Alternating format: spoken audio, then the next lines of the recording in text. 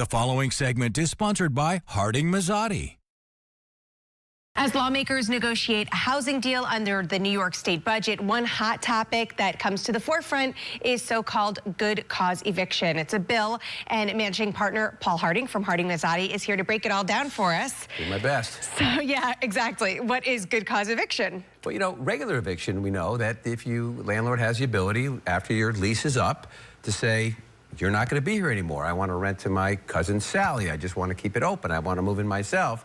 And this is an attempt to give renters who have maybe made that their home more rights. So it says, landlord, you can only evict for certain things. You didn't pay rent. You committed a crime that while you were in while you were in the place. Otherwise, you get to stay. And they've even part of the bill talks about only the ability for the landlord to raise the rent maybe 1% to 3%. Okay, so what are the benefits then for the tenants? Yeah, the tenants, they're going to get a bit of the ability to, kind of shift the power to say, I want to stay. I've done my role. You now have to keep me, even though we may have had a little differences along the way, or maybe you want to do some other things. You might want to renovate, increase rent. I'm staying, and there's nothing you can do about it. Yeah. Not those words, but that sentiment. Yeah, and then what are the rights of the landlord? Landlords are going, hey, in case you forgot, I own this place. And I went and I manage it and I run it and I do all this stuff. I should be able to make all those hard decisions, like who I want in there, right? So their rights are going to be limited. They're not going to be able to have people leave for the reasons that I said. And they're not going to be able to say, look, I want to renovate the whole thing and make a bunch more money. Oops. Not as long as that tenant wants to stay. So they're feeling very constrained. Yeah. Why was this bill proposed in the first place?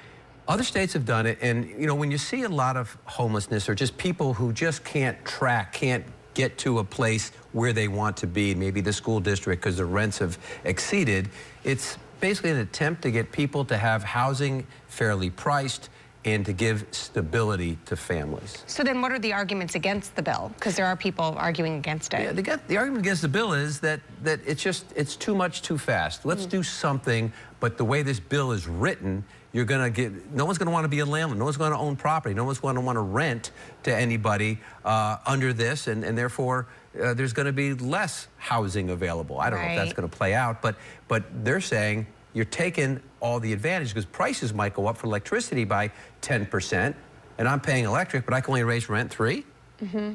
That kind of thing. Yeah, that makes sense. So how likely is this to actually pass? In its present form, I don't think so. I don't think right now that in its present form, but what they do is they get together, they negotiate, they take away some of the stuff that's a little bit straining. But I think something will pass, if not this year, next.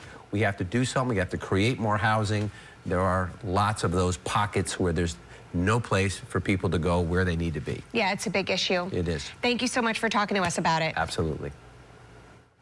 And for more information covered in our weekly What Are Your Rights segments, or to send us a story idea, head to our website, CBS6albany.com.